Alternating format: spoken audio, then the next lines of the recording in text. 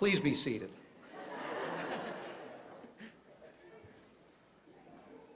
Good afternoon. Come on, we can do better than that. Good afternoon. That's better. This is supposed to be fun here. It's so nice to have you here. I'm Mayor Sam Teresi of New York State's Pearl City of Jamestown.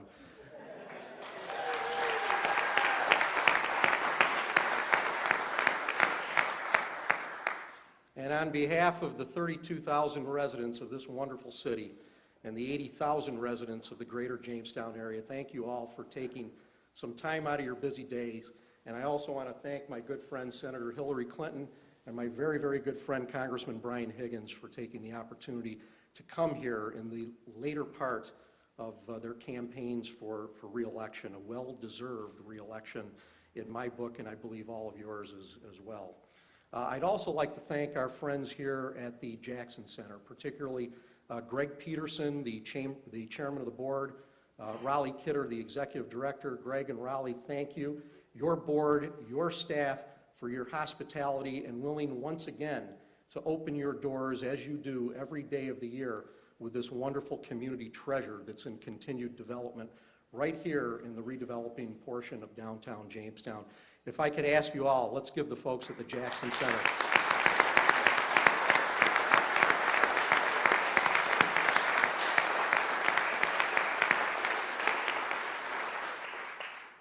This building is historic for a number of reasons. The architecture is beautiful, the investment is being done properly to protect it, but it's more about the person that this building is being developed in honor to, Justice Robert Jackson, a native of the Jamestown area here, a country lawyer that started his practice here in Jamestown, but only one of many, many people that have come out of this community to make it special and to be our ambassadors to the world. If I could, Senator, if I could advise you of a few of our other wonderful people here that have put our town on the map. Jamestown is the home to the foremost entertainer, Lucille Ball. I think we all kind of realize that.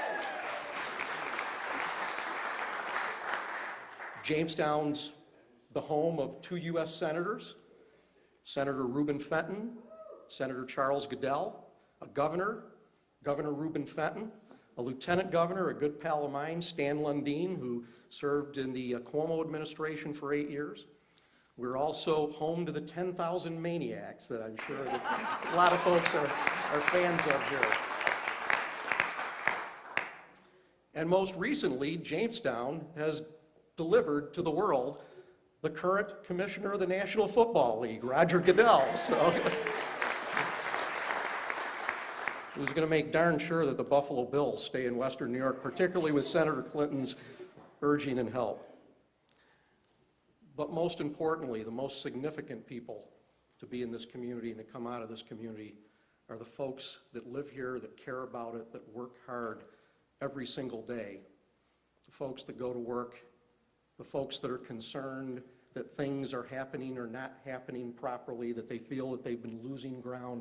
And let me tell you something, folks in this community, getting this dynamic duo reelected and in the majority in Congress, I heard someplace it all starts changing on day one. A guy named Elliott has been saying that, right?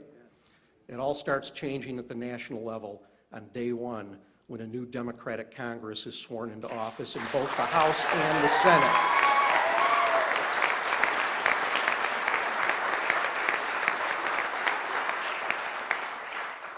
Now, if you will bear with me, and I need to use my glasses here, I have one of the worst jobs in politics, and that's making sure that this room is packed with key people from the Jamestown area, and we need to make sure that they are recognized because these are the folks that are out there making this town the wonderful place it is every day and are working hard on your behalf. A lot of folks here in this room, I'm going to hold off. There will be a proper introduction of the best damn Assemblyman in state government, Bill Parment, in a few minutes.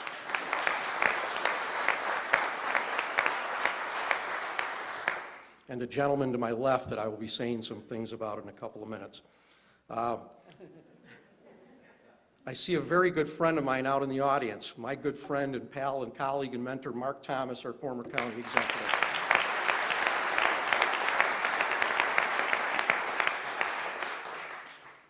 We have several members of the county legislature. If I could just say your name and have you stand at that point in time.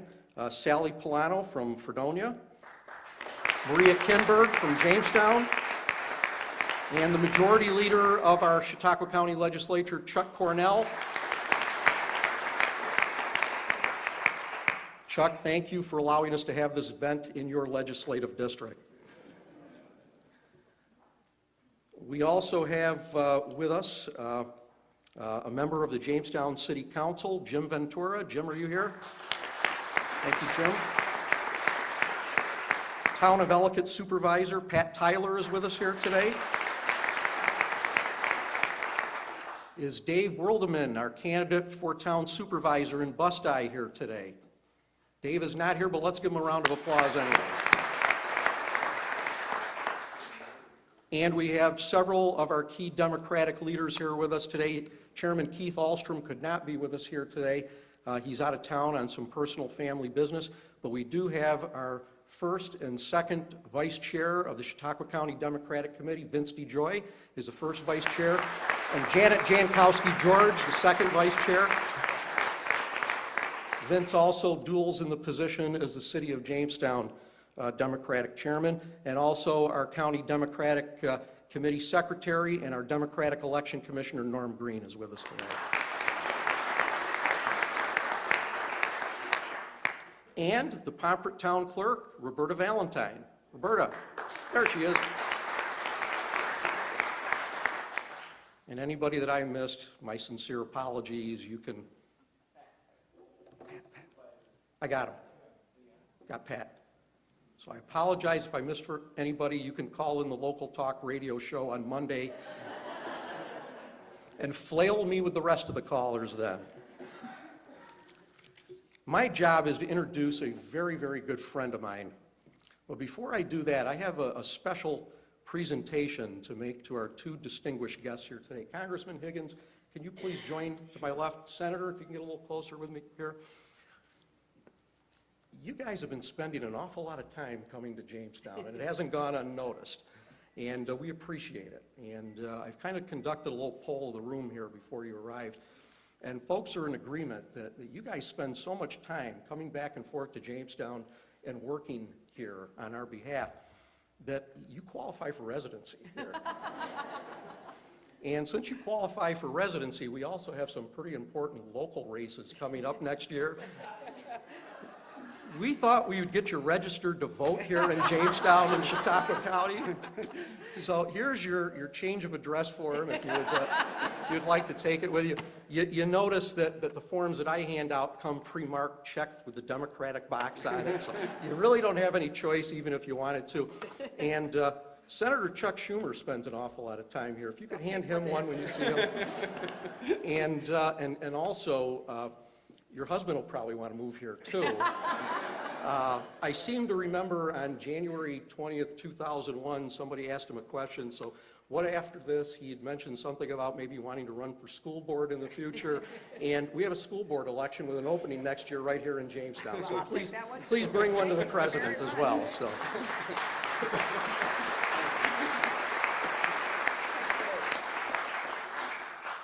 And without any further ado, my next and last assignment is to bring a gentleman to this microphone who I am happy and proud to call a good friend, one of my best friends. And even though he's only senior to me by 1 year, he's somebody that for a good portion of my life, I've known him since I've been a teenager, that I've really looked up to. And we are very, very fortunate to have this gentleman, my friend, as Chautauqua County's top law enforcement official. The only thing that I hold against him is I've done my best since I've been elected mayor to try to get him to come to work for me in the city of Jamestown, and he's telling me no. But we are truly fortunate here. A guy that has served in this position for 12 years. He makes us proud every single day. He keeps this county safe. He works with all municipalities. Ladies and gentlemen, our sheriff, the next sheriff of Chautauqua County, my good friend, your good friend, Joe Gerace.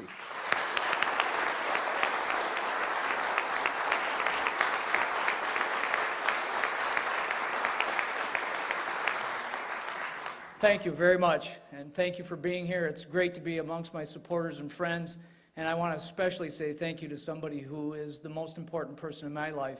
That's my wife, Gina, who without her help and the support of my family, my kids who are all here today, I couldn't be doing what I'm doing.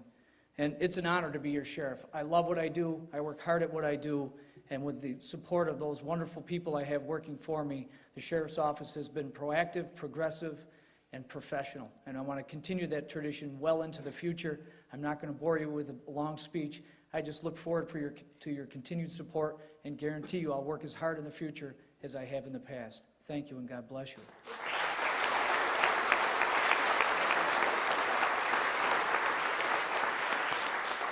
Now it's my honor to bring to the podium someone who needs no introduction.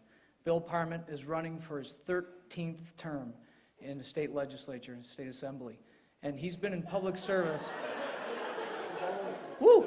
He's been in public service for 39 years. And he is one of, if not the most, one of the most well-respected legislative representatives we've ever had, and there is across New York State. He's a friend of everyone in Chautauqua County, a tremendous Democrat, and an awesome individual. And I'm proud to know him. He's been my mentor and my friend.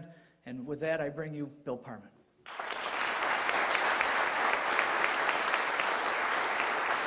Thank you. Joe, thank you. It is surprising to me, in fact. 13 terms seems impossible. But I would like to thank my wife, who's with me here today, who's endured those 13 terms as well as some of the prior government service that I was associated with here in Chautauqua County and with the state before that. And so it has been a long career.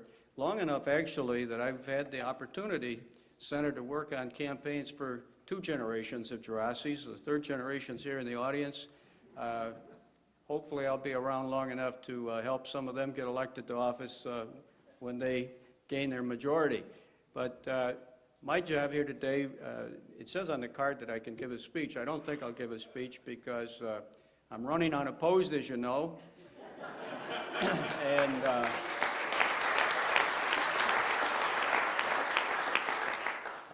I don't think I can make a big enough gaffe to get myself on Fox News tonight, but you never know. I've been able to get myself into some bad situations otherwise. But I'm going to just skip to the other opportunity I have, and I'm really pleased to have this opportunity to introduce to this audience the junior senator from the state of New York. And we all know her well, actually, and as Joe Gerace indicated, the man that needs no introduction myself. And I'm thinking to myself how incongruous this is and somewhat surreal in that here I am, a kid, grew up on a dairy farm up in Ellington, and now I live out in the country in North Harmony, and I'm being asked to introduce a person who's probably recognizable in the top 5 people in the world.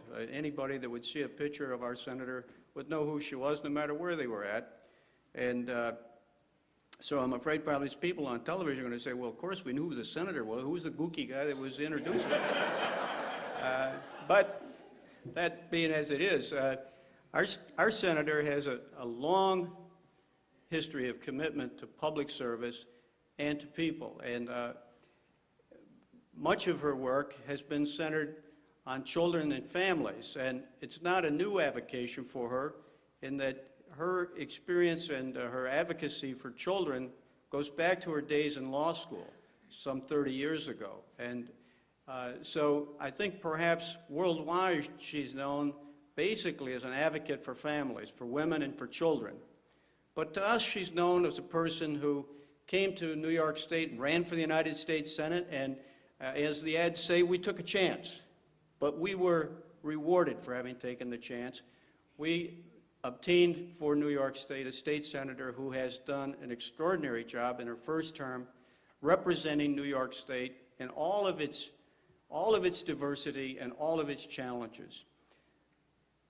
Within a year of having become our state senator, she was confronted with perhaps the greatest challenge that any freshman legislator was confronted with, and that was the attacks on the World Trade Center in New York City, which killed nearly 3,000 people and caused damages in the tens of billions of dollars. It crippled New York State's economy. It caused problems that ripple through our economy and through our society even today.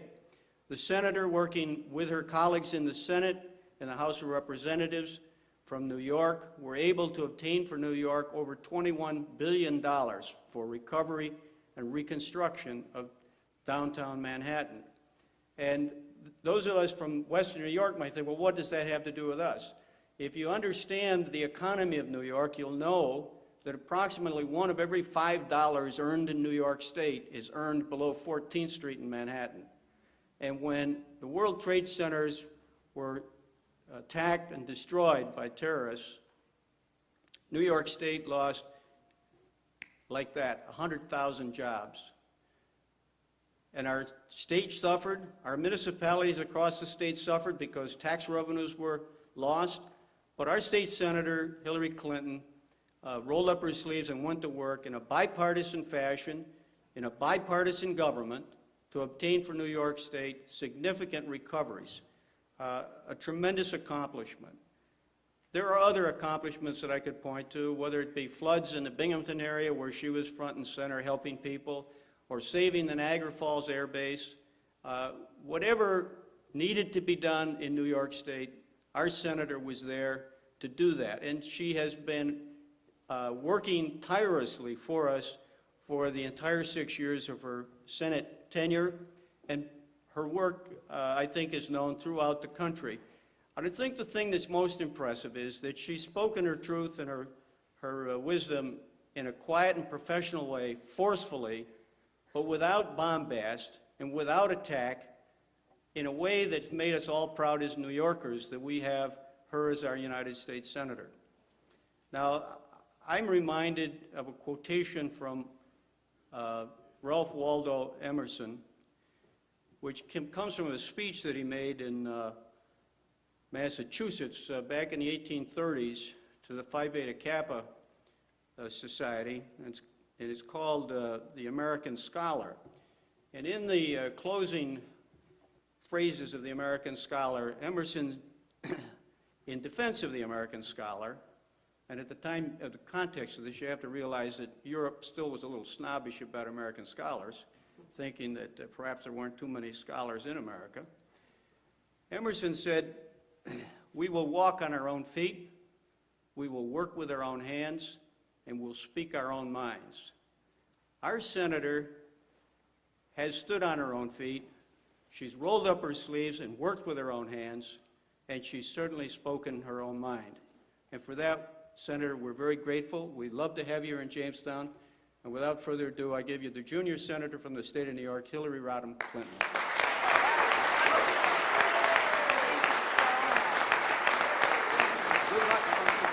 Oh, thank you. Thank you so much.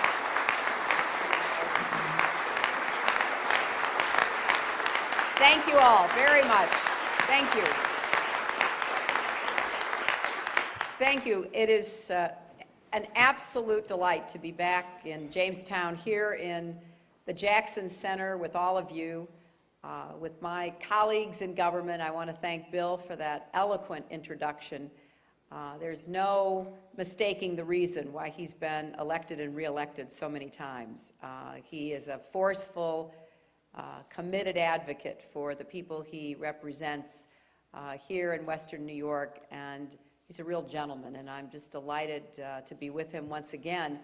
And I want to congratulate and thank the sheriff for being here. You know, if you really want power, you don't want to be a United States Senator, you want to be a sheriff. And the sheriff has exercised that power with great humility and effectiveness. It is a real honor to be on the same program with Joe, because he deserves to be reelected based on the merits.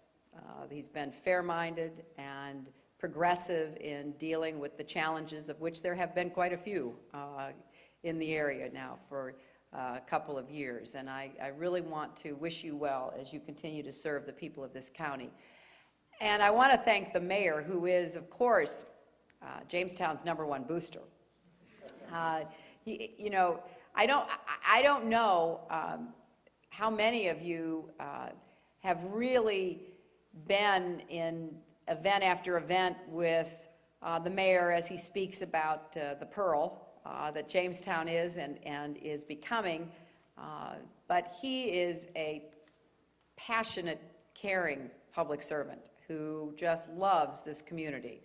And every time I'm with him, I get that same sense of enthusiasm. He's a great salesman for Jamestown, and I'm delighted to be with him. I don't know about this, however. Now, I will deliver this to Senator Schumer as requested, and I will deliver it to my husband. But I don't think you're going to need our votes next year. I think, Mayor, that you're going to be easily reelected because of the job that you've done here in Jamestown.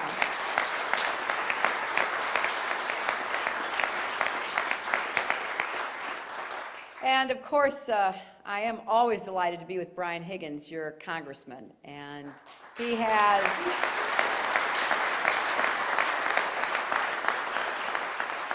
in 2 short years, which is just a blink of the eye, really, has done so much for this district.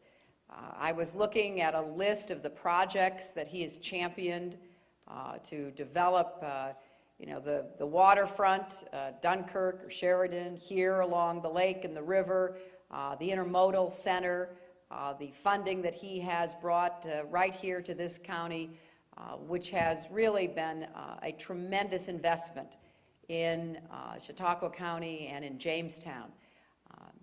Brian and I started our morning together up in Buffalo. I work closely with him, and it is a true pleasure to work with someone who's as intelligent and committed as he is. He's doing public service for the right reasons. He gets up every day and he worries about how he can make life better for the people that he represents. And it's been a real treat being his partner in the Congress. And I hope that after this election, Brian will be in the majority in the House, I will be in the majority in the Senate, and we'll be able to do even more for Western New York, working together.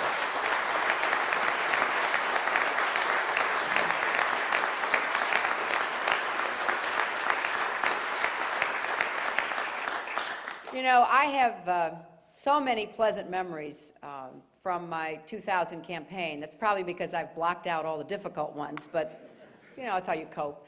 But one of my most special memories, and some of you I know were there, I see Mark and others, is when we pulled into the baseball field on an absolutely glorious late summer afternoon. I felt like I was on a movie set. I've been all over this beautiful state of ours, and I was just awed by how beautiful that moment was right here in Jamestown. I've had other very special moments at the Chautauqua Institute, of course, where I started coming for the first time about 23 years ago now. And I just carry around with me like a slideshow in my head. I don't know if any of you do that, but places that you are, you just have such almost a visceral memory of, that you just think of. And especially, if I'm stuck in Washington in some endless meeting that doesn't seem to be amounting to very much, I kind of go through my slideshow. And I think often about this community and the great beauty that is here and the extraordinary contributions to New York and America. We're standing here in a center named for one of the giants of American legal jurisprudence, who made such contributions not only to our own country but to the world. And I was telling Greg and Raleigh that in the last several years, as we have debated what are the standards America should stand for, how do we use the rule of law, which sets us apart from other countries, that certainly distinguishes us from our enemies and our foes around the world. Time and time again, we have gone back to the writings and the example of Justice Jackson.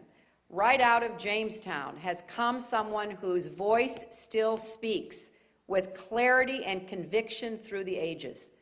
And I wish that more people in Washington had heeded the wisdom that Justice Jackson has to offer to us. I'm hoping that we will reassert American values under our Constitution as an example of who we are as a nation. And when that happens, as I'm confident it will, one of the people who will be vindicated is Justice Jackson. And I am so honored to be here in this center named for him and dedicated not only to his life, but to the work that he did and the values that he stood for. You know, it's been an extraordinary honor to represent you in the Senate in the last 6 years. And as Bill said, they have been 6 years filled with challenges. You know, we've had the horrors of the 9/11 attack directed right at our state. We've had other problems that we've had to deal with concerning terrorism, like the Lackawanna convictions that came out of those who had been in training camps, and we believe were certainly sympathetic, if not in concert with Al-Qaeda. We know we have to remain vigilant along our northern border, but without blocking trade and commerce and the free movement of people, which would be devastating to the Western economy, the Western New York economy. We still are living with the consequences of 9/11. You know, I spend an enormous amount of time dealing with the people who were directly and indirectly affected. Just the other day, a nun in her early 50s died of a rather rare lung disease. This nun had been one of the many people who had gone to Ground Zero. In her case, it was to minister to the first responders, the other workers and volunteers who were spending countless hours on what was called the pile, the wreckage of the collapse of those 2 giant buildings. This nun just passed away, and many of us believe she is yet another victim of 9/11 because of the impact of the toxins in the air. And I have taken it on as a solemn commitment to do everything I can to make sure that the people who we were so proud of, the people who survived after rushing in to save thousands of other lives, or who stayed to get the city back and going to try to mitigate the economic damage, that they will not continue to suffer, that we will take care of them. Just as we've tried to take care of the young men and women who serve us in the uniform of our country. That meant standing up and getting them the body armor they deserve to have when our government did not produce it. That meant making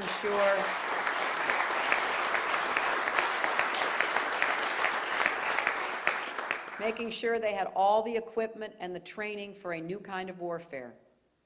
A kind of warfare that is probably the most difficult kind there is, where you never know who the enemy is or where they might appear, either in person or through the device of an explosive charge that is left on the side of the road.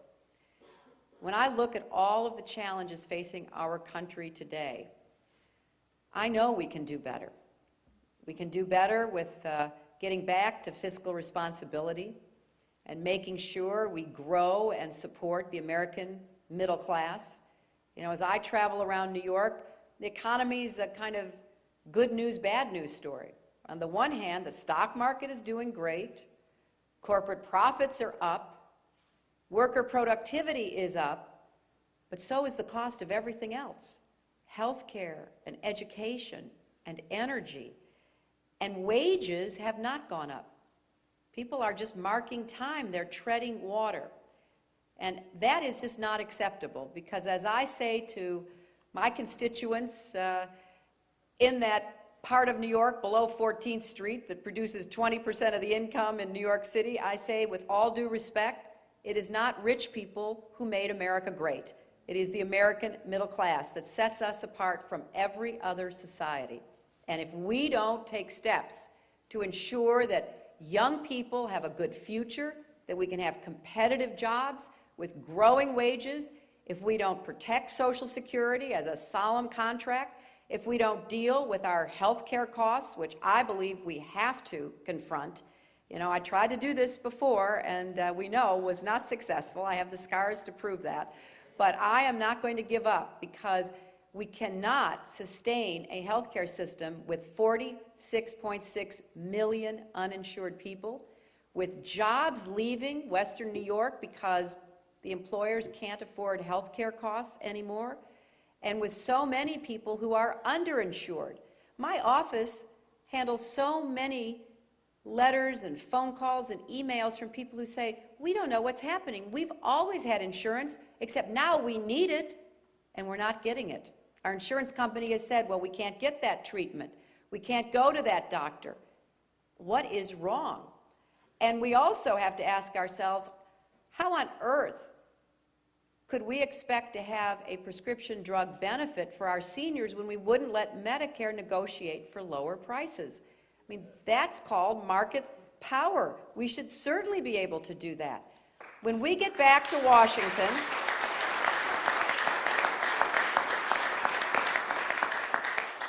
hopefully when Brian and I get back with the kindness of all of you to be reelected, and we certainly are very hopeful that occurs, we will go back into the majority and we will immediately do several things.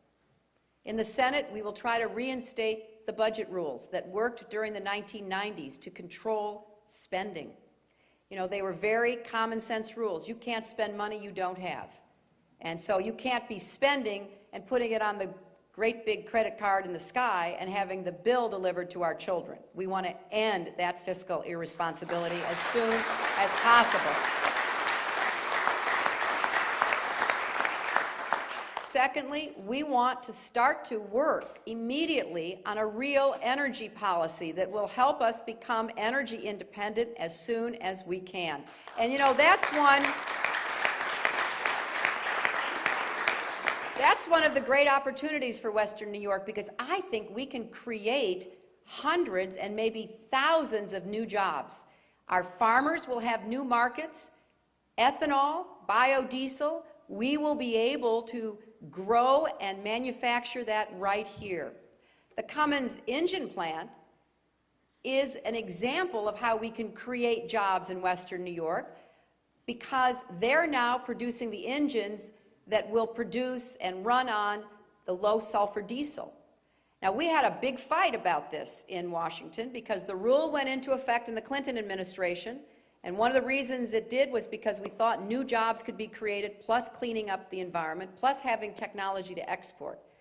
And I worked closely with Cummins and other manufacturers like Corning to make sure the big oil companies didn't derail that rule, because they didn't want to make the changes in the refinery to produce the low sulfur diesel.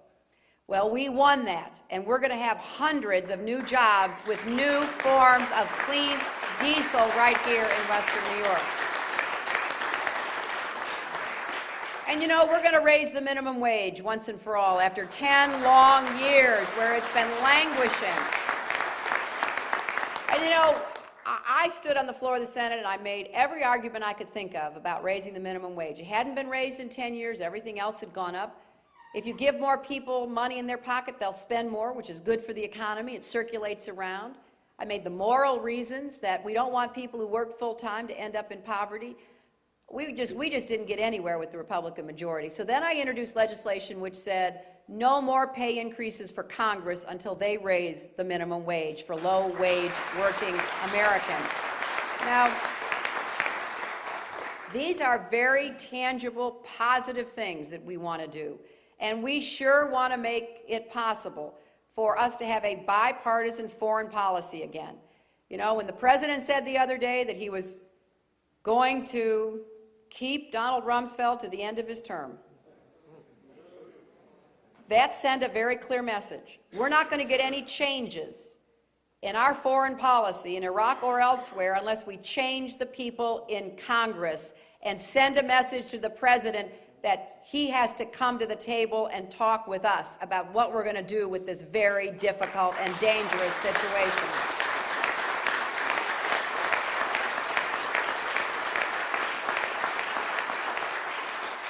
You know, every time I go to the floor of the Senate, some of you watch on C-SPAN, those of you who are insomniacs, you know, and you know that when you stand up and you ask for recognition in the Senate, you call whoever's presiding Mr. President or Madam President, and then they call on you. And every time whoever's sitting in that chair says, the senator from New York, I just feel so honored and so privileged to be able to speak for you, to stand up for you, to work for you. And I thank you so much for the trust you've given to me, and I look forward to continuing to work on your behalf. And in doing so, I am delighted to have as my partner in the House someone who has already made a mark, who has demonstrated unequivocally what a fighter and an advocate he is, your Congressman Brian Higgins.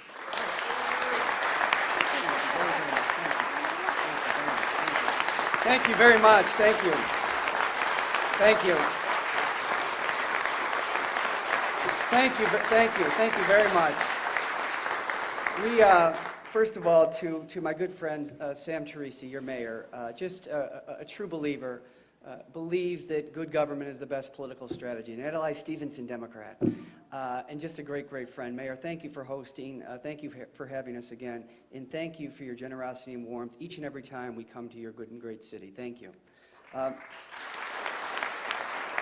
Also to Joe Gerace, a law enforcement professional with great, great integrity. But what you don't know, he's also an outstanding hockey goalie. You know, he's one of his many attributes, you know. And also Billy Parment. Billy and I served in the state legislature I was there for a short time. Billy much longer. And Billy also plays the harmonica. And I play the guitar. Well, wait a minute. I think I play the guitar. So Billy and I were playing one night in Albany, and I said, Billy, you're awfully aggressive with that harmonica. He said, yeah, I'm trying to drown you out. And to Senator Clinton for being here, I must tell a story that I told in Erie County a couple of months ago, but it's very important that you know this. It's very important that you know this, because many of you have said and recognized our work on taking on the New York Power Authority and authorities generally who are arrogant and unresponsive to the communities that they were created to help. And we took on the New York Power Authority, and we won a very significant settlement, primarily for Buffalo waterfront development, but we're also trying to get low-cost hydroelectricity to job-creating businesses right here in Western New York. Well, it was a major battle last year. It was a major battle, and for a while, we were kind of out there on our own. And you sense that in these long, protracted battles, the Power Authority was trying to wear us down, and they were trying to gain allies in the effort to do so. And I can remember somebody said, you know, there's going to be a meeting next week in Washington, Senator Schumer's office. I said, it's funny, I didn't hear about it. Well, it's with the Power Authority. They've requested this with the delegation.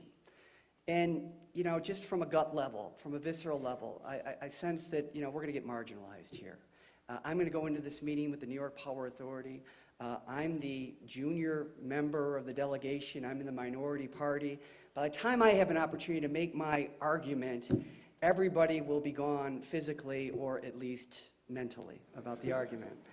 And so the meeting started, and the host of the meeting, Senator Schumer, started off the meeting, and there were like 85 representatives of the New York Power Authority. They were falling all over each other. They couldn't, you know, every time something was said, you know, they would react, and et cetera, et cetera. So Senator Schumer starts the meeting, and then once he concluded his opening remarks, he deferred to Senator Clinton. And Senator Clinton did something that was very generous and very giving. She said, I think we need to hear from Brian on this issue. And after I concluded my arguments, she reinforced them with the group. That was the day that the settlement for the New York Power Authority compensating this community for nothing more than what it deserved started. I remember leaving the meeting that day, and I said to my staff when I was walking back to the Capitol, I said, there was one person in that room with guts, and it was Senator Clinton. And she didn't do it for me. She didn't do it for you. She did it for us. That's the kind of senator that she is for this region, for this state, and for this nation. We should be proud of her, and I thank her very, very much for her friendship. Thank you. Thank you.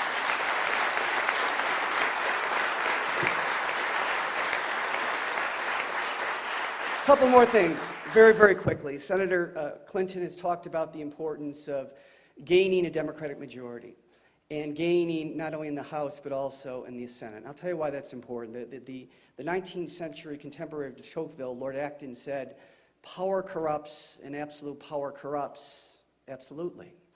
And that most characterizes what's going on in Congress today. I'm a student of government.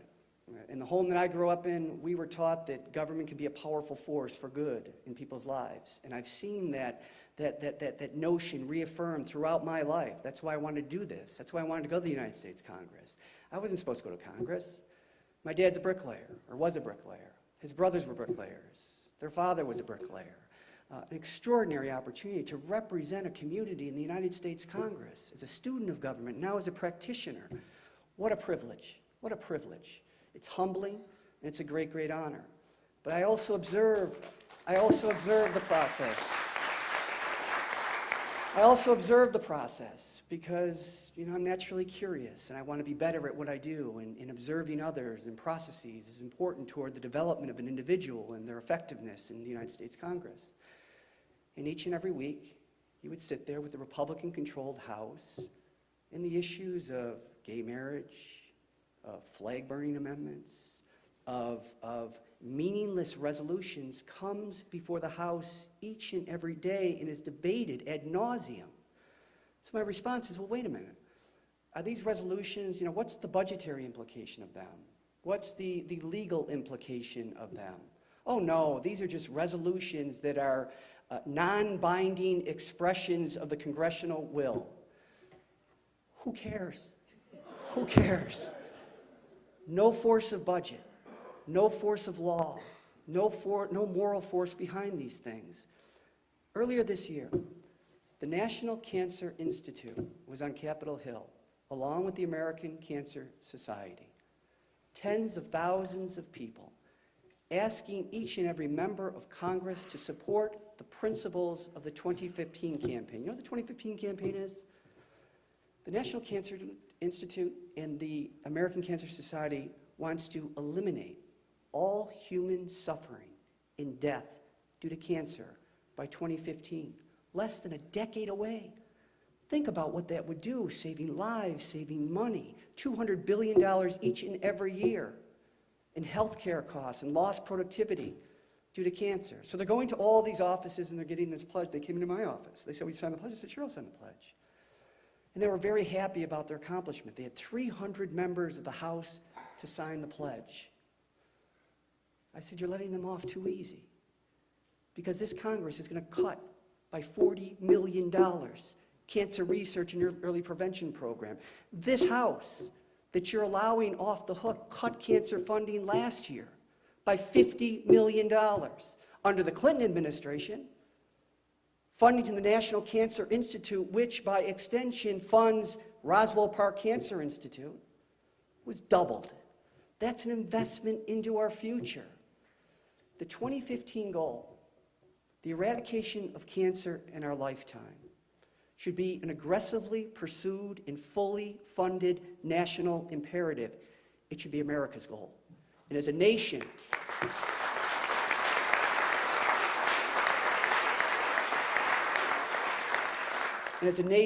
we should insist that that be fully funded, so that some poor kid who's stuck with cancer in Roswell Park Cancer Institute, who's now undergoing a clinical trial to become the next generation of cancer treatment, that kid have some hope.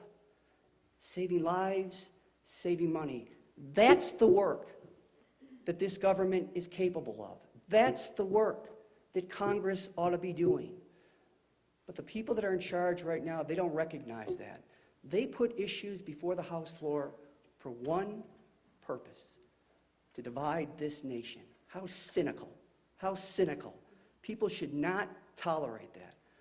There is a better way, and the better way is to elect Senator Clinton, re-elect Senator Clinton, re-elect me, hopefully, and also elect a Democratic majority in both the House and the Senate. And you will see,